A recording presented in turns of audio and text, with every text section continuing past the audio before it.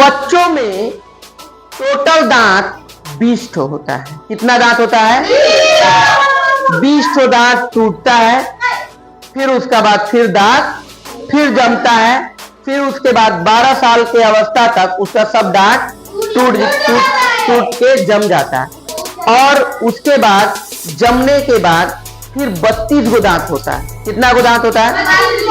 इसके अगले क्लास में हम लोग पढ़े थे कि दांत का ऊपरी भाग को इनामेल, भीतरी भाग को डेंटाइल। इनामेल बहुत कठोर होता है, जो कि डेंटाइल कमजोर होता है। किसी व्यक्ति का इनामेल जब माने टूट जाता है या किसी कारण पतला होकर ये हो जाता है, तो अंदर डेंटाइन जो है, डेंटाउन को कीड़ा पूरा खा लेता है, क्योंकि वो कमजोर होता है। इनामेल लेकिन मजबूत होता है। तो बच्चों में कुल 20 दांत टूटने के बाद दोबारा निकलते हैं। 20 गो दांत टूटने के बाद फिर दोबारा निकलते हैं। तुम लोग का भी बाबू निकला होगा, किसी का अभी टूटना स्टार्ट हुआ है, किसी का टूट रहा है, किसी का टूट के निकल गया। जैसे देखो सीप का टूट के निकल गया, तब लोग बुद्धि नहीं हल्का तो दांत नहीं टूटा। अभी कितना साल का हो गया तुम? 13 साल का हो गया, अभी तक टूटा ही नहीं। 13 साल बोल रहा है कि इसका मतलब 23 साल होगा। 10 साल लुका दिया। देखो इधर, तो इन 20 दांतों को दूध का दांत कहते हैं। 20 को दांत को क्या कहते हैं? दूध का दांत कहते हैं। दूध के दांत 12 वर्ष की अवस्था तक पूर्ण रूप से टूट चुके होते हैं।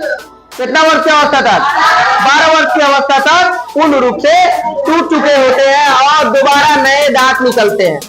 और दोबारा नए दांत निकलना आरंभ होते हैं। इस प्रकार मानव जीवन में दांतों की कुल संख्या 20 प्लस 32 52 होती है। पहले 20 गो बच्चा लोग का दांत टूट जाता है, फिर उसके बाद फिर से नया दांत होता है 32 गो। तो जो अच्छे दांत हम लोग पढ़े थे 4 प्रकार का: incisor, Canning, premolar, molar. Incisor जो है काटता है, कैनिंग जो है फाड़ता है, और प्रीमोलर मोलर क्या करता है? चबाता है। ये चीज हम लोग आगे पढ़ चुके थे। पक्षियों के चोंच दांत का ही रूपांतरण रूप होता है। जैसे मान लो पक्षी का चोंच देखा है ना? किसका? पक्षी का। पक्षियों का चोंच जो है हम लोग का जैसे दांत होता है, वैसे वो लोग का क्या होता है? चोंच। इस चोंच दांत का ही रूपांतरण रूप होता है। हाथी का बाहर निकला दांत उसके ऊपरी जबड़े का सेकेंड इंसीजर, जो दांत निकला नहीं रहता हाथी का, दो हाथी का इसे दांतवा नहीं निकला रहता, वो इंसीजर रहता है, सेकेंड इंसीजर। समझ में आया? हाथी का जो दांत निकला रहता। अब तुम बोलेगा कि सर जी क्या दिमाग लगा है कि हमको याद रहेगा? नहीं ना, मन में चित्र बनाओ, मन में चित्र बनाओ। पहले एक बच्चा का चित्र बनाया, उसका 20 गो दांत होता है, ठीक है।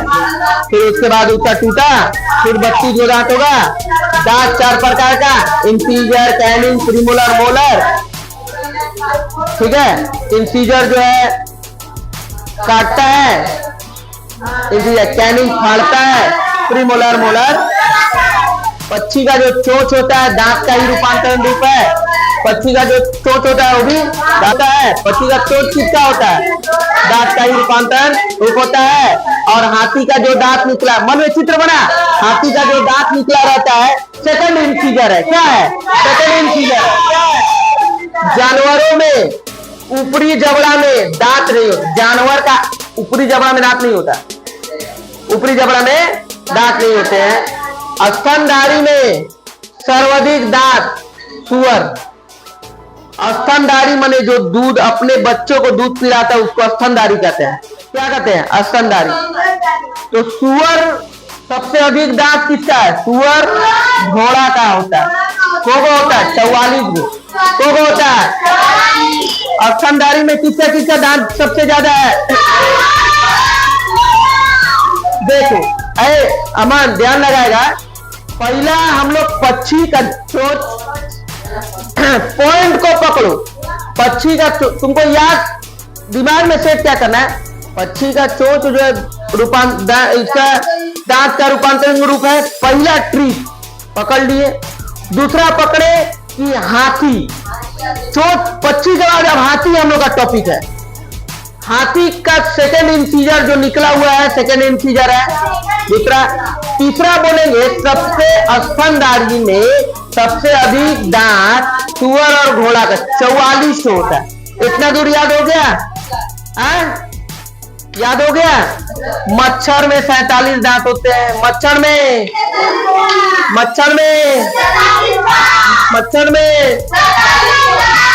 गाय और भेड़ा में 32 दांत होते हैं। गाय और भेड़ा में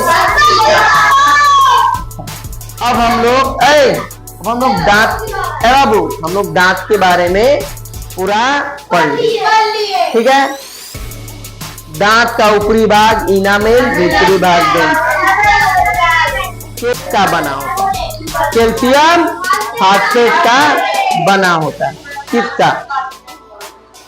दांत, ठीक है। और दांत में कभी भी प्रॉब्लम आए, तुमको कुछ नहीं करना है, समझ में? हड्डी में कभी भी प्रॉब्लम आए तो तुमको बाबू दिमाग लगाओ, इसको चाहिए calcium, calcium phosphate, calcium carbonate चाहिए ना। देखो, जितना नींबू हुआ, टमाटर हुआ, जितना खट्टा जाति माने खट्टा फल या जो भी है, इसका प्रयोग थोड़ा ज्यादा करें, समझ में आया? नींबू जो है बहुत कैल्शियम एकदम पाया जाता है। अब जो है वो सब तुम उसका सेवन करना स्टार्ट कर दे, समझ में आया? उसके बाद देखो, तो समझ में आया? अब देखो ग्रास नली, देखो अब हम लोग दांत के बारे में पढ़ लिए। किसके बारे में पढ़े? दांत के बारे में। तो दांत हम लोग को समझ में आ गया। अच्छा, अब ये बताओ, दांत को साफ रखना जरूरी है कि नहीं? क्योंकि अगर तुम्हारा इनामेल छेदा हो गया, तब तुम देखेगा इनामेल अगर छेदा हो गया, दांत में जब कीड़ा लग जाएगा, साफ नहीं रखेगा, ब्रश डेली नहीं करेगा तो क्या होगा? कीड़ा लग जाएगा। कीड़ा लगने के बाद जीवन में बहुत कष्ट है। क्या कष्ट है बोलो तो?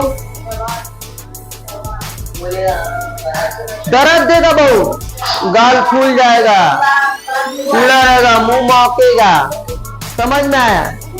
मुंह पूरा दुर्गंध करेगा, मतलब बहुत प्रॉब्लम है। दर्द जो होगा बहुत भयंकर, समझ में आया? ये चीज को ध्यान रखना है। बच्चा टाइम में किसी भी बच्चा को बहुत ज्यादा चॉकलेट भी नहीं देना है कि दिन भर चॉकलेट खाएगा, चॉकलेट खा के क्या होगा? दुलार में आदमी क्या करता है? बच्चा को चॉकलेट देने लगता है, चॉकलेट खाता है, सुबह में उठता है, मुंह भी नहीं धोता है वो, और चॉकलेट खाता है। अब दांत में वो फंसा रह जाता है, दांत में फंसा रहने की वजह से वो क्या हो जाता है? उसमें कीड़ा लग जाता है। तो इतना दूर हम लोग समझ गए। अब हम लोग पढ़ेंगे, हम लोग मुखगुआ पढ़े थे।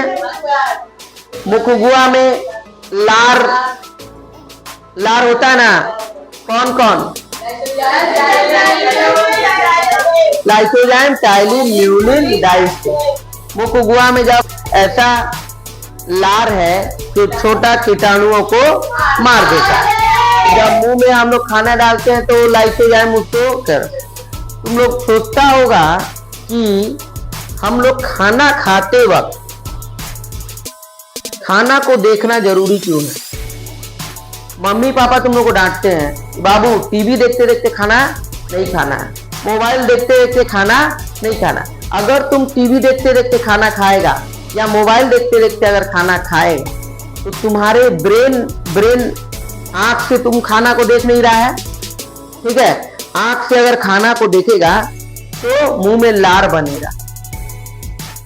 अगर फुचका और निमकी चाट, फिर जो आलू कबड़ी ये होता है, तो रख दिया जाए, तुम उसको देख लिया, तुम्हारे मुंह में क्या होगा? लार बनेगा।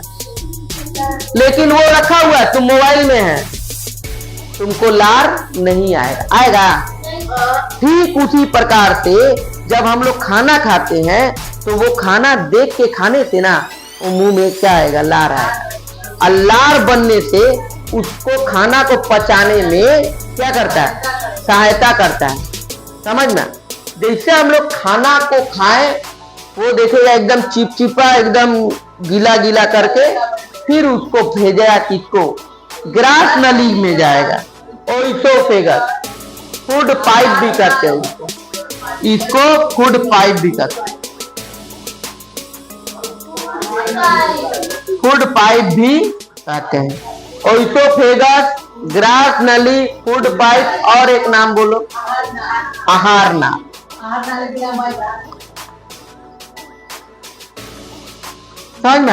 समझ में? इसका 1 से 1.5 फीट लंबा, कितना बड़ा होता है? 1 फीट। देखो, ओइसोफेगस यह मुख गुहा को अमाशय से जोड़ने का कार्य करता है। तुम लोग सोचेगा ये अमाशय क्या है? देखो, खाना इधर से जब आया इसको अमाशय कहते हैं। ये क्या है? ग्रास नली। ग्रास नली है। क्या नाम है? इसी का नाम ग्रास नली, इसी का नाम ओइसोफेगस, इसी का नाम फूड पाइप, सब नाम इसी का नाम है। समझ में आया? ये बोल, यहां से अब खाना आएगा मुंह में, पूरा लार से वो लिप्त हो गया, उसको पूरा टाइलिन, म्यूलिन, डाइस्टेट सब उसको चिपचिपा बना दिया, गीला करके पूरा घोरना। अब जैसे आएगा ग्रास नली में आएगा। ग्रास नली 1.5 फुट होती है। यह मुख गुहा को अमाशय से जोड़ता है। किससे जोड़ता है? मुख गुहा तो अमाशय यानी पेट से। ये पेट ऐसा होता है ना, ऐसे करके रहता है पेट, ऐसे करके, तो वो उससे जोड़ता है। यहाँ से यहाँ तक जो जोड़ता है, पेट को जो जोड़ता है यहाँ से, तो उसको जो अमाशय को जोड़ने का काम कौन करता है? मुख गुहा यहाँ है, अमाशय यहाँ है, और यहाँ से यहाँ तक जो पाइप जोड़ता है उसी का नाम है ग्रास नली। क्या नाम है? ग्रास नली। मन में चित्र बना बना के समझ रहे हो बाबू? हाँ। अब देखो, जोड़ने का कार्य करता है। यह नली के समान होता है, नली के समान होता है। किसके समान होता है? जो हम बोलेंगे सब लिख देंगे, ठीक है? इसमें कोई भी पाचन की क्रिया नहीं, कोई पाचन या काम नहीं होता। समझ में आया? कोई पाचन का काम नहीं होता है, कोई वहां पे तुम्हारा इंजाइम उंजाइम कोई छिटने वाला नहीं है। राजा मार खाएगी, पूरा हो जाएगी आधा, तो कोई पाचन का काम वहां पे नहीं होता है, वो खाली पहुंचाता है। समझ में आया? क्या करेगा? पहुंचाने का काम करेगा। अब देखो, अब हम लोग जानेंगे ओइसोफेगस के बारे में, समझ गए? ग्रास नली। अब खाना कहाँ? पहले हम लोग मुंह में लिए, फिर हम लोग दांत को पढ़े, दांत उसको चबाया, लाइसोजाइम, टाइलिन, म्यूलिन, डाइस्टेट, उसको पूरा चिपचिपा बनाया, कीटाणु को मारा, ओइसोफेगस पहुंचाया। अब जो है, अब हम लोग पेट देखेंगे। इसको इंग्लिश में स्टोमक कहते हैं। भीतरी पेट को स्टोमक, बाहरी पेट को बेली। बाहरी पेट को अगर बोलेगा उसका नाम है बेली, और भीतरी पेट को स्टोमक, और हिंदी में अमाशय। हिंदी में अमाशय। थोड़ा शांति बना के रखे हो आप। देखो, अमाशय के बारे में जानेंगे। अमाशय, पेट, स्टोमक, उसी का नाम है अमाशय, पेट, स्टोमक।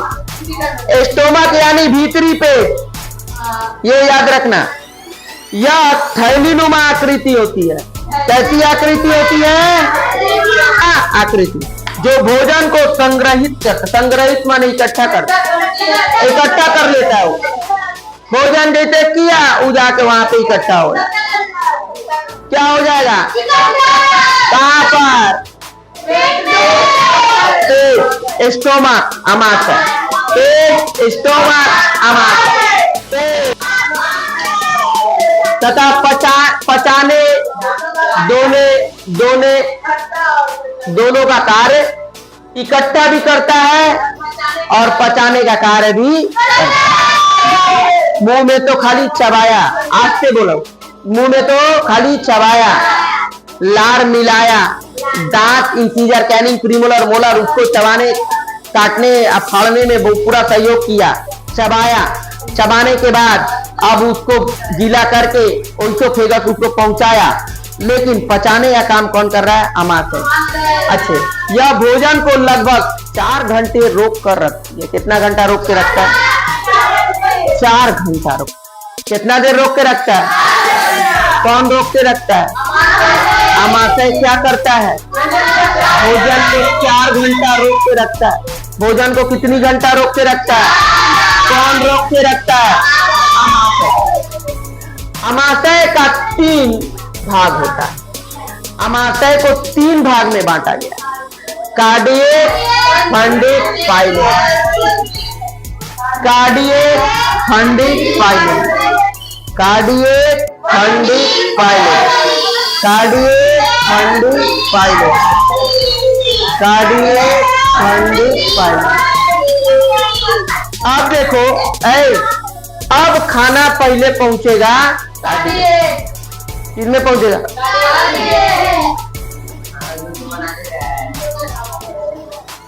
देखो, HCl जो है हाइड्रोक्लोरोएसिड, देखो कार्डियक में HCl निकलता है जो टाइलिन के प्रभाव, टाइलिन क्या है? लार, जो लार था टाइलिन, समझ में? तो जो टाइलिन के प्रभाव को समाप्त करता है और कीटाणुओं को मार देता है, और कीटाणुओं को, तो कार्डियक, फंडिक, पाइलोट। अब कार्डियक में आ गया तुम्हारा HCl जो टाइलिन के प्रभाव को समाप्त करता है और कीटाणुओं को मार देता है। अगर कोई व्यक्ति किसी चीज को खाते वक्त वो ईश्वर किस यूनिवर्सिटी से पढ़े होंगे जो कि खतरनाक, ईश्वर को भी पता था बाहर में इतना सारा कीटाणु है जो आंख से हम लोग नहीं देख सकते हैं। वो अगर मान लो खाना में किसी के प्रभाव से अगर मुंह में चला गया तो पहले तो लाइसोजाइम मार रहा है, फिर हाइड्रोक्लोरोएसिड जो है वो उसको HCl जो है क्या कर रहा है? उससे जला दे रहा है, जला के खत्म कर देता है। उसमें तुम लोग देखेगा अंदर में एक पट्टी की तरह एकदम भयंकर, अब जो है ना बहुत खतरनाक होता है। कभी कभी कोई व्यक्ति उल्टी करता है, जब उल्टी करता है ना तो देखता पूरा चीज सादा कर देता है पक्का, और उसका इतना भयंकर उसका मुंह में लगेगा कि ये क्या निकल रहा है, समझ में? बहुत भयंकर खट्टा रहता है, अम्लीय रहता है, वो कैसा रहता है? अम्लीय। तो वो निकल, तो कहने का मतलब है वो शरीर में बनता है। HCl जो है कहाँ बनेगा? शरीर में, हाइड्रोक्लोरोएसिड। अब देखो तो वो क्या करता है? वह भोजन को अम्लीय बना देता है। भोजन को कैसा बना देता है? अम्लीय बना देता है और एंजाइम की क्रिया शक्ति को बढ़ा देता है, और एंजाइम की क्रिया शक्ति को बढ़ा देता है फंडिक, बीट। अब देखो ये जैसे आया, अब इसमें रहेगा, अब इसमें आ गया फंडिक, खाना अब फंडिक में आएगा। कहाँ पे आएगा? कार्डियक में HCl से मिला, जो कीटाणु रहेगा सबको मार देगा। अब खाना आ जाएगा फंडिक में। किसमें आ जाएगा? फंडिक में। देखो फंडिक बीज का भाग होता है, फंडिक बीज का भाग होता है जिसमें कांटेनुमा रचना पाई जाती है, जिसमें कांटेनुमा रचना पाई जाती है, जिसे रूजी कहते हैं। इस कांटा का क्या नाम है? रूजी। इस कांटा का क्या नाम है? रूजी। रूजी नामक कांटा पाया जाता है। कैसा कांटा पाया जाता है? रूजी नामक कांटा पाया जाता है। यह भोजन को रोक कर रखने का कार्य करती है, भोजन को रोक कर रखने का कार्य करती है। इसका काम क्या है? भोजन को रोक कर, जबकि हम भोजन नहीं, माने कभी भी अगर मान लो भोजन नहीं किए रहते हैं, मान लो जब हम लोग भोजन नहीं, खाना वाना नहीं खाए रहते हैं, तो रूजी अपने स्थान पे खड़ा हो जाता है। रूजी एकदम चकपका के क्या करेगा? खड़ा हो जाए, क्योंकि उसको खाना नहीं मिलेगा।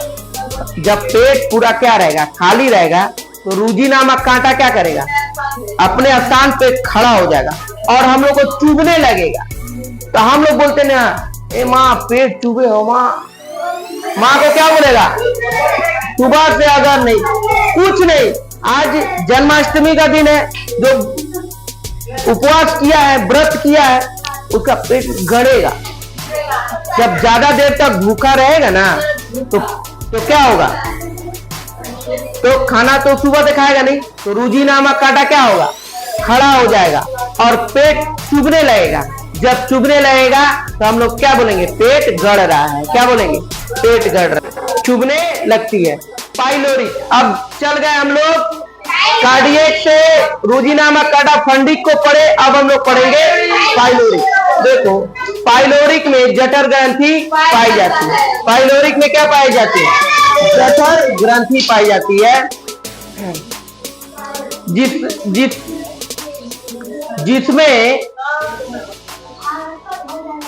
जिसमें जठर रस निकलता है। जिसमें क्या होता है? जठर ग्रंथि से क्या निकलता है? जठर रस। दो रस निकलता है, जिसका नाम है रेनिन पेप्सिन।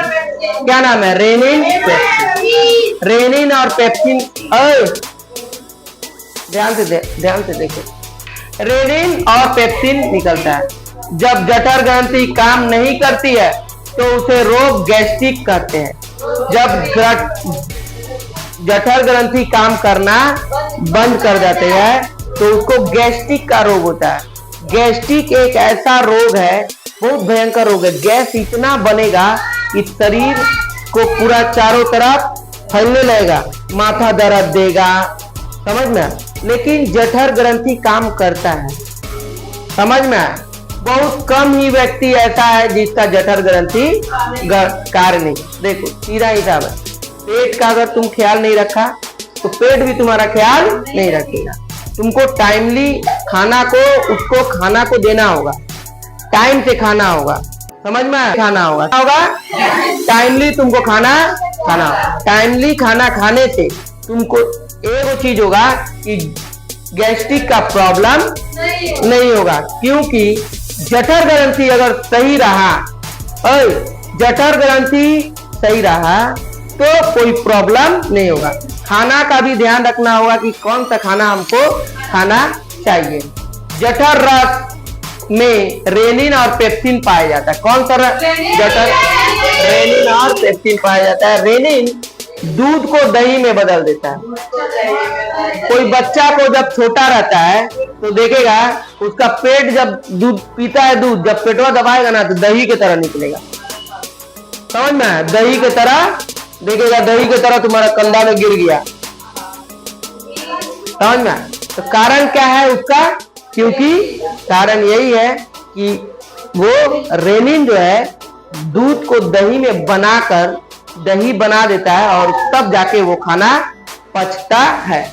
बच्चा लोग को देखेगा बदल, अर्थात दूध को पचाता है।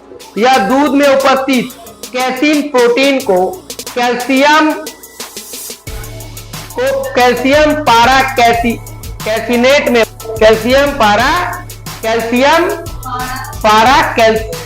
कैल्सिनेट में बदल देता है। पेप्सिन प्रोटीन को पचाता है। पेप्सिन क्या करता है? रेनिन तो तुम्हारा दूध को दही में बदल देता है और पेप्सिन जो है प्रोटीन को पचाता है या प्रोटीन को पेप्टोन में बदल देता है। प्रोटीन को किस में बदल देता है?